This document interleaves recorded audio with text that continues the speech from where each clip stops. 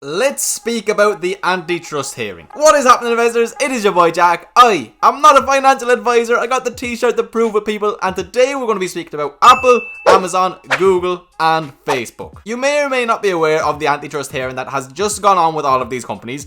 You can find the full video on YouTube that is more than 6 hours long. Or you can watch this video where I'm going to try to condense as much of the useful information that I can find on the internet into 10 to 15 minutes. I will be honest, guys, I have not watched the full 6+ hour video. I don't think anybody really has that kind of time. But what I have done is look through a whole lot of articles online, try to find the ones with the most relevant information so I can bring it to you guys. So this is particularly important to an investor like me, okay? Because I have some relatively big positions in some of these companies. As of this moment in time, Facebook is my biggest position. Amazon is my second biggest position, and Apple is my fourth. I am in Google as well, but it's like my 7th or 8th. It's not as big as the others. So something like this happening, I have to be up to date with it. And I'm sure a lot of you guys are in the same boat because the FANG stocks are very, very popular among investors. So today we're going to speak about this. We're going to go through some of the key points, just try and give you a decent idea of what actually happened and what we can potentially expect to happen going forwards. We'll see what conclusion was made at the end of the hearing and also how it affected the stock's prices. So right before we get into the juicy information, can I please ask you to smash a like on this video, as it really helps me and the channel out. We are so fast approaching 20,000 subs. It is genuinely mind-blowing. At 20,000 subs, I am dropping the merch as well, people, so you can let the world know you are not a financial advisor. And please do drop me a comment down below. Let me know what you think of this whole issue. If there's any information you want to bring to everyone's attention, just drop me a comment. With that being said, guys, let's get straight into the video. So for those of you who aren't actually really aware of what's going on, you know that there are some antitrust issues going on, but what does that actually mean? Well, essentially, there is an argument being put across that these 4 companies combined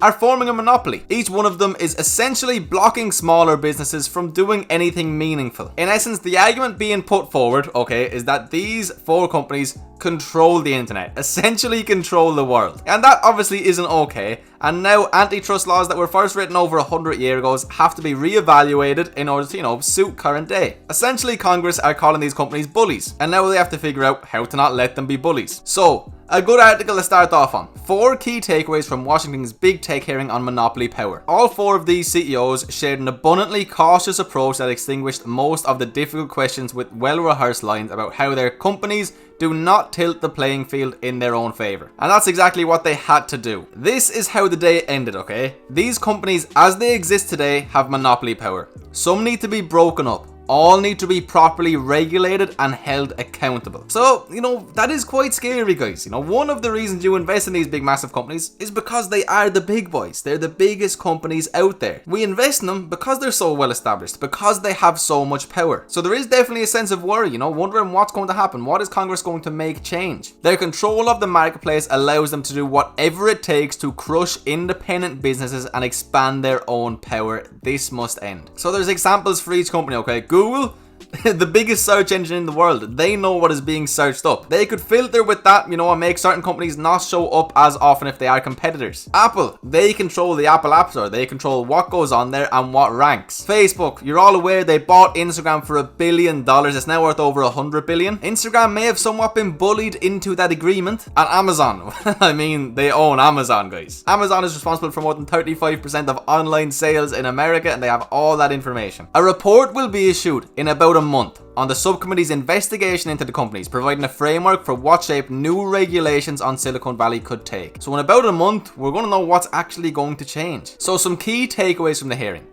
Bezos can't guarantee Amazon never used seller data to make its own products. That's kind of like what I was saying. Obviously, it's Amazon. They have all of this information. When Amazon notices a third-party product is selling well on its site and uses that information to launch its own private brand alternative, which critics say Amazon promotes over rivals, a lot of what was spoken about to me looks like a battle of morals. If I was in Jeff Bezos' position, okay, and I created the largest online platform in the world where people go and buy and sell everything, I'd want the biggest piece of the cake. Ever since the Wall Street Journal earlier this year revealed that Amazon was scooping up data from independent sellers and using it to create its own competing products, Amazon executives have categorically denied it. Bezos said, "We have a policy against using seller-specific data to aid our private label business, but I can't guarantee you that that policy has never been violated." Of course you're going to have a policy, and of course it's going to be violated. Hurting the competition emerges as Democrats' primary charge against big tech. The Google CEO was pressed on search and advertising, with lawmakers probing whether Google favors its own pages and products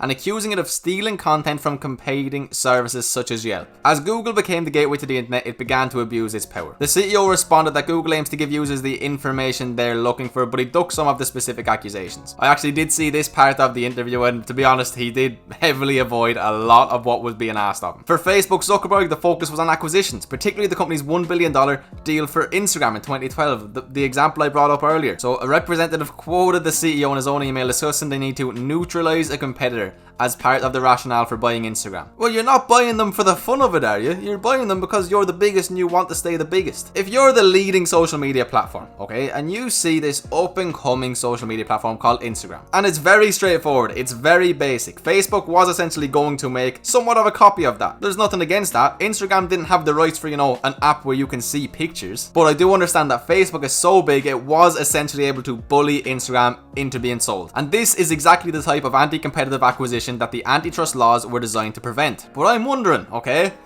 how are you going to prevent this? If you're the biggest company in the world, okay, with more cash than you know what to do with, and you want to buy a smaller competitor, if they don't want to sell, you're just going to end up making an app that does a similar service. And you have better technology and more money and more staff, etc, etc, and your app more than likely will be better. Now as well, the CEO said that there are many reasons he buys companies, arguing that 8 years ago when Facebook bought Instagram, it was far from obvious that Instagram would grow so large, saying Facebook's investment spurred the social media platform's success. And to be fair, that's true as well. Instagram more than likely would not be as big as it is today if it wasn't for Facebook. It's that simple. So, Apple's Cook, he received a lot less attention than the other three CEOs. You can see here, Jeff Bezos was questioned 13 times, the Apple CEO Tim Cook 7 times, Facebook 16, and Google 16. So, Apple didn't get near as much questioning as the others. He had to defend against charges that his company uses its app store to punish rivals. So, I mean, yeah, when you have the biggest app store in the world and you get to decide what apps go on there, what apps trend, etc., it's an understandable thing. So, a Democratic rep cited Apple's decision to remove parental control apps such as AirPact shortly after Apple introduced Screen Time, a competing service.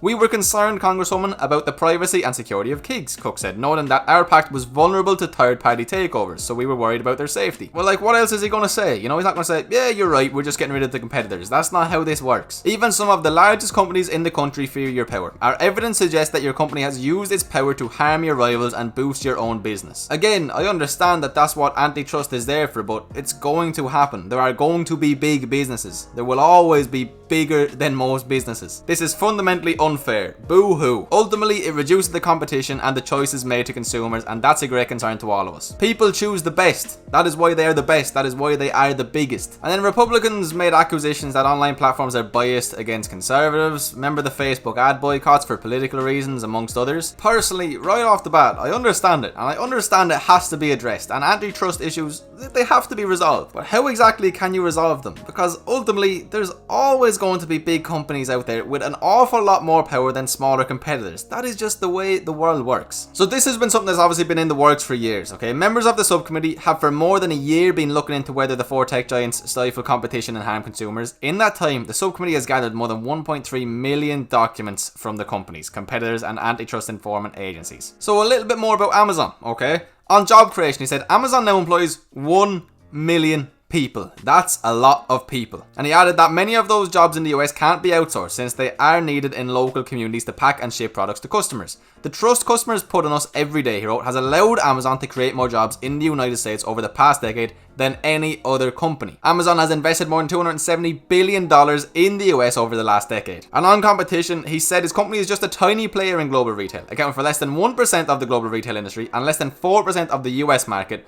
But, okay, they're the biggest by far in the US online sales, accounting for 38% of the market. But again, in these games, everybody uses the facts and figures that best support them. A little bit more on Facebook again. And actually, I must say, if you do watch any of the interview, Zuckerberg, he's how he's always been. He's just funny. So Zuckerberg said in his 5-page prepared remarks, the company faces intense competition globally. Zuckerberg said Facebook competes with Apple, Amazon, and Alphabet, which owns Google and YouTube. We believe in values, democracy, competition, inclusion, and free expression that the American economy was built on. Many other tech companies share these values, but there's no guarantee our values will win out. For example, China is building its own version of the internet focused on very different ideas, and they're exporting their vision to other countries. He supports strong and consistent competition. Facebook is facing several antitrust probes, including including from the Federal Trade Commission, the US Department of Justice, the House Antitrust Committee, and a group of state attorneys general. The FTC is reportedly looking into whether Facebook's acquisitions were part of the social media giant's strategy to stifle competition, and there's no comment on that investigation yet. Zuckerberg has said, "I understand that people have concerns about the size and perceived power that tech companies have. Ultimately, I believe companies shouldn't be making so many judgments about important issues like harmful content privacy and election integrity on their own." And that is very true. Now, in regards to Apple, there's not much more to be said than what I already did. It basically was just about the App Store. One of the big things he said, after beginning with 500 apps, today the App Store hosts more than 1.7 million, only 60 of which are Apple software. Apple's commissions are comparable to or lower than commissions charged by the majority of our competitors. While Cook says he invites scrutiny, okay, good, he will also argue that Apple's platform creates 1.9 million American jobs in all 50 states. This is nothing short of an economic miracle in a relatively brief span of time, of course. And then there's Google. And Google is a very powerful company. He argued that Google has many competitors, mentioning several by name. He points out Amazon and its Alexa voice assistant when it comes to voice search, which has in recent years become one of the tech industry's fiercest rivalries. Companies like Twitter, Instagram, Pinterest, and Comcast. He doesn't, however, mention Google's massive scale advertising platform that reaches far across the internet and generates a majority of the company's $160 billion a year in sales. Why is that a bad thing? I mean, yeah, that's what they do. They advertise. The problem here is that these companies are so successful in what they set out to do that they're becoming very powerful. Literally, they are too good at what they do that they can't even be that good. They're not allowed to be that good. So how has this affected everybody? Well, Amazon went up 3.7%. Apple went up 10.5%, okay? Now this was because of really good earnings and the announcement of a stock split, but still, Facebook up 8.17%. And again, this was partially due to a fantastic profit report. But the point being, guys, that this all happened around the same time as these antitrust issues. They didn't do very much. Google did actually go down just over 3%, and this was primarily due to the fact that Google's ad business declined for the first time, but I'm not too worried. What do I think about it all? Stuff like this is inevitable, okay? There's always going to be big, massive companies. Eventually they'll get too strong and something will have to change. Do I think it's going to hurt the company's stock prices in the long term? Honestly, no. They are still going to be the biggest players in the world. They're still going to dominate their markets, no matter what gets changed, no matter what new, antitrust gets brought in. They're still going to be the biggest players by a long shot. And their competitors won't be getting any advantages over them just because of this. So I don't think it's going to affect any of them in a big negative way whatsoever, in all honesty. But that is what happened. That is what is going on. Congress can keep calling them bullies, call them whatever they want. At the end of the day, they're the big boys. Big boys do what big boys do. Right now, it's a matter of time. We have no idea what is going to change, or if anything of meaning is going to change. I have just been getting asked about this a whole lot, so I wanted to give a little bit of a brief understanding on each one of these companies and what is going on. All in all, guys, I as an investor am not particularly worried. If you did watch until the end of the video, I really hope I was able to give you some sort of value. Again, there is loads of information online if you want to do deep dives, and there is that 6+ hour video if that is your cup of tea. But if you did watch until the end, I really do appreciate you so much, and I do sincerely hope that you enjoyed the video and got something out of it. So please, if you did enjoy, smash that like button for me, drop me a comment down below, and subscribe if you're new around here, join the family. With all that being said, I hope you have an absolutely fantastic day. I will see you for the next video. Peace.